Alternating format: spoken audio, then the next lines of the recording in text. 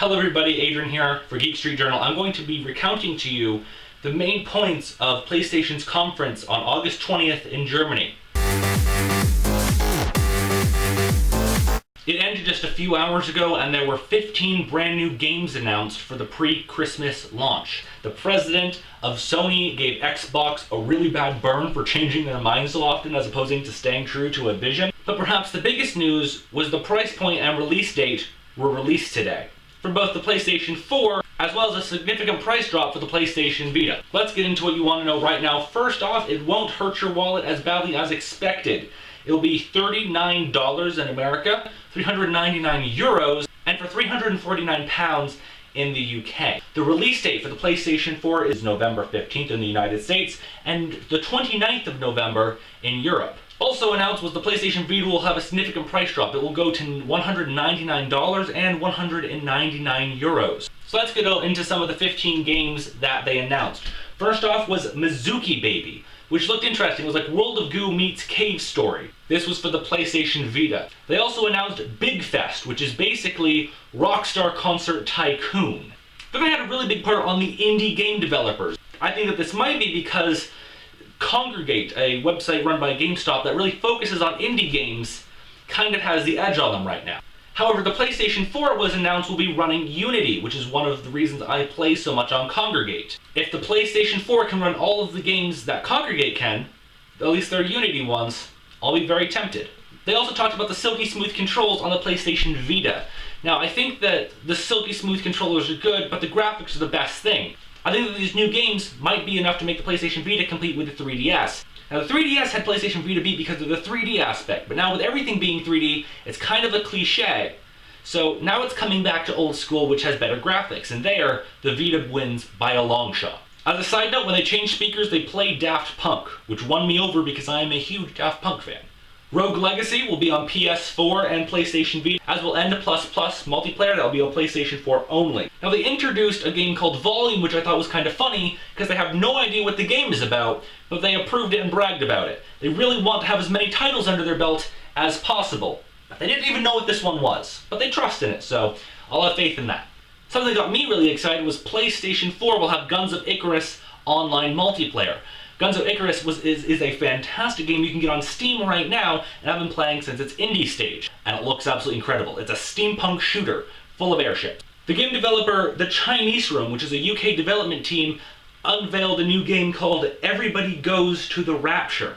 Not much was said about it, except some kind of computer got stuck in a loop. It was 1984, and a computerized voice had to stay in your homes. It looks good, and the artwork reminds me of BioShock, but we don't have a plot line yet. I look forward to seeing that. Helldivers is a squad-based top-down shooter. It looks like an MMO. That'll be on PlayStation 4 and PlayStation 3 and PlayStation Vita. For arcade games, we had Resogun, a pure arcade shooter, as it was called. It's kind of like a side-scroller. We can see your ship and then you see the bad guys. Now, usually those games get boring because it's the same thing over and over again. But with the PlayStation 4 and the PlayStation Vita's graphics in the background, it looked like it'll keep it interesting. Shadow of the Beast was announced for PlayStation 4 and it looked really interesting. You had something with a head that kind of looked like Alien and claws of Wolverine.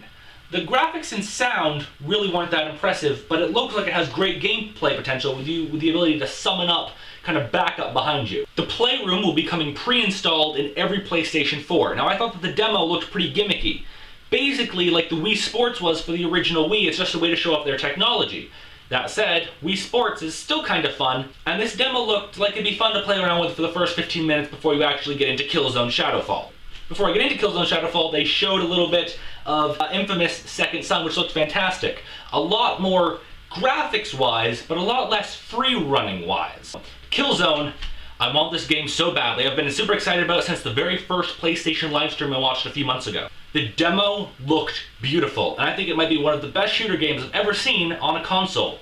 Twitch is a live stream software that will be available on the main menu that will allow you to stream your gameplay to other people and also for you to be able to watch other people's gameplay. And Music Unlimited will allow you to play music in the background of your games. Maybe not the best for campaign and story mode, maybe once you've beaten those and you're fooling around with your friends in multiplayer, you want to beat up your friends to Skrillex. Well, Music Unlimited will allow you to do that. Also announced was that Sony is teaming up with many wireless broadband people, I mean to say companies.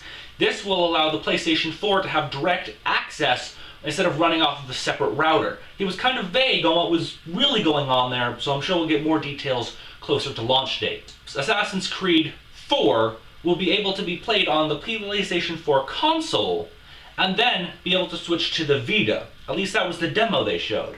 But afterwards they announced that you will also be able to play almost any game in this way, via this remote play. I could be playing it in here before filming while my sisters are out there watching My Little Pony. Another interesting thing about Assassin's Creed is if you buy it on PlayStation 4 or PlayStation 3, you'll get a special level. Same goes for Ubisoft's Watch Dogs. Speaking of Watch Dogs and Ubisoft, it was announced, I think, that there'll be a Watch Dogs movie.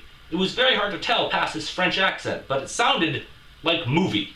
Let me just finish up real quick. You also had Minecraft, you had War Thunder, which is a free-to-play World War II game that just seemed huge. The scale was better than actually most PC games I've seen. And lastly, if you have a PlayStation 3 and a PlayStation 4 and you can't decide whether to get a game for PlayStation 3 or PlayStation 4, if you get it for PlayStation 3, you'll get the PlayStation 4 version, he said, rather cheaply. Now this is probably coming from a millionaire, so I'm not sure what his idea of cheaply means, but I hope it will be a great discount. This has been Adrian for Geek Street Journal. Please tell me down below in the comments which of these games you are most excited for. I'm ready for Watch Dogs and Shadowfall. What about you? Please subscribe. We'll have a lot more techno videos, as well as a giveaway for a PlayStation Vita holder that I will ship absolutely anywhere in the world. Rule is you have to be subscribed. Be sure to leave a thought on what you think. See you guys later.